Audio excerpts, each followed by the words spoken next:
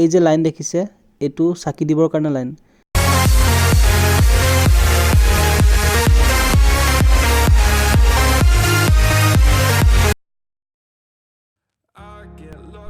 Hello' guys, welcome to my YouTube channel. আৰু আজি হৈছে মাঘী পূৰ্ণিমা আৰু আমি গৈ আছোঁ ঐতিহ্যমণ্ডিত ভঁৰালী নামঘৰলৈ। আৰু আপোনালোকে হয়তো ভঁৰালী নামঘৰৰ বিষয়ে শুনিছে বা কোনো আহিছেও। যিসকল অহা নাই তেওঁলোকৰ বাবে কৈছোঁ, যদি ভঁৰালী নামঘৰলৈ আহিব বিচাৰে তেতিয়াহ'লে আপোনালোক আহিব লাগিব হাটবৰ। যদি নগাঁও ফালৰ পৰা আহে তেতিয়াহ'লে কলিয়াবৰ তিনিআলি শাৰী আহি অলপ দূৰ আহি হাটবৰ পাব। তাৰপৰা ৰাইট ছাইডে যাব লাগিব। আৰু যদি কাজিৰঙা ফালৰ পৰা আহে তেনেহ'লে আপোনালোক জখলাবন্ধা শাৰী আহি অলপ দূৰ আহিলে হাটবৰ পাব। তেতিয়া আপোনালোক লেফ্ট ছাইডে যাব লাগিব। হাটবৰৰ পৰা 1.5 কিলোমিটাৰমান ভিতৰত এই নামঘৰ অৱস্থিত। আপোনালোকে নিজৰ গাড়ী নানিলেও হাটবৰত যদি নামে তেতিয়াহ'লে তাত টেম্পু পাই যাব আহিবলৈ।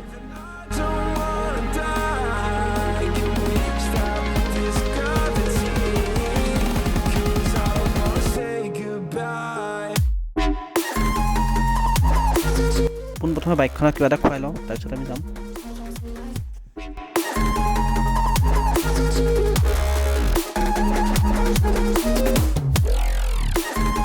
এই নামঘৰ প্ৰতিষ্ঠা হৈছিলে 1594 শক মানত বাম গাঁৱত আৰু প্ৰতিষ্ঠা কৰিছিলে বালিসত্ৰৰ বাপুৰাম দেও নামৰ এজন ব্যক্তিয়ে।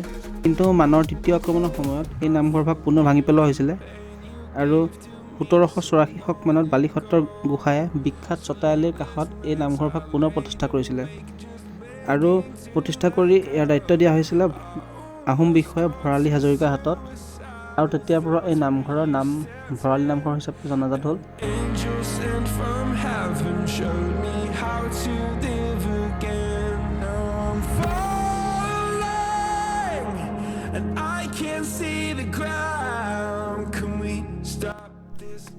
আৰু আহি আমি পাইছোঁহি আমনি। একচুৱেলি আমি আমনি পোৱা নাই, জেগাকণৰ নামেই হৈছে আমনি।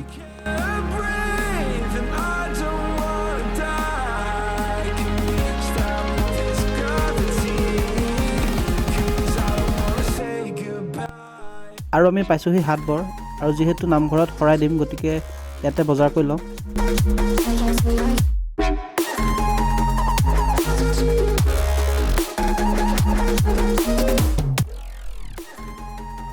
বজাৰ হৈ গ'ল আৰু এতিয়া যাওঁ নামঘৰলৈ।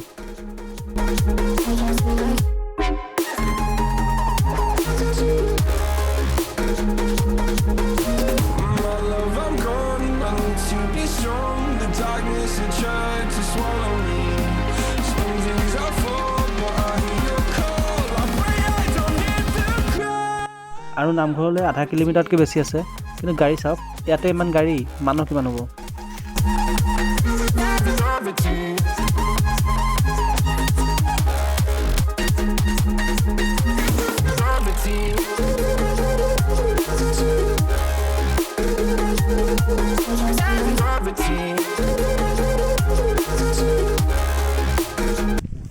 ইয়াতে আমি বাইকখন পাৰ্কিং কৰিলোঁ, জেগা নাই, পথাৰতে কৰি লৈছোঁ বাইক, উপায় নাই, এই পথাৰ।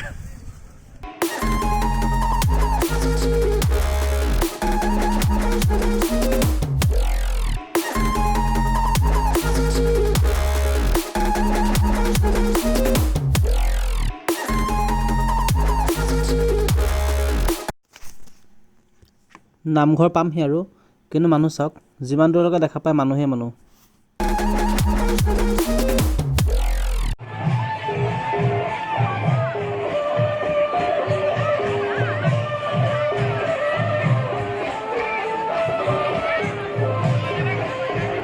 ইয়াতে আমি শৰাই দিম, চাকি দিম, ইয়াতে কিনি লৈছোঁ চাকি। আৰু চাকি কিনি ল'লোঁ, ব'লক নামঘৰৰ ভিতৰত।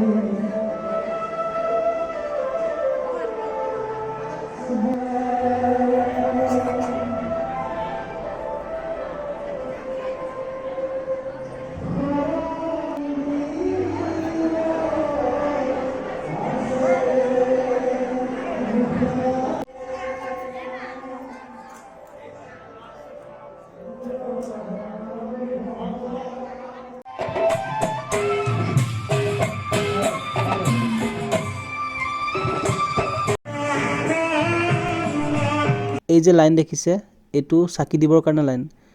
এইটো হৈছে পুৰণা নামঘৰ, ইয়াত আমি চাকি জ্বলাব লাগিব। আৰু সোঁফালে থকাটো মানে এইটো হৈছে নতুন নামঘৰ।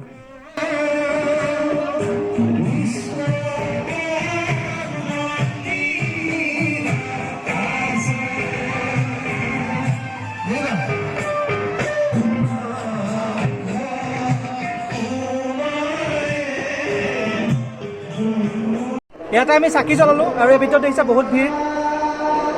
এতিয়া যাম শৰাই দিবলৈ। ইয়াতে শৰাই টিকেট ল'লোঁ, এইটো হৈছে টিকেট। ইয়াতে এতিয়া লাইন পাতিব লগা হৈছে, লাইন আহিছে। এইটো হৈছে শৰাই লাইন আৰু এতিয়া লাইন পাতিব লাগিব শৰাইৰ প্ৰসাদ ল'বৰ কাৰণে। ইয়াতে আমি চাকি দিলোঁ, তাৰপিছত শৰাই দিলোঁ আৰু এটা ভোগ খামগৈ।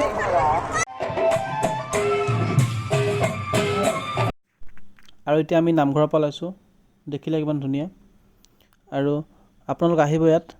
ভিডিঅ'টো ইমানতে ষ্টপ কৰিছোঁ। যদি ভিডিঅ'টো চাই ভাল পাইছে লাইক কৰিব, কমেণ্ট কৰিব, ছাবস্ক্ৰাইব কৰিব, লগতে বেল আইকনটো ক্লিক কৰিব নাপাহৰিব।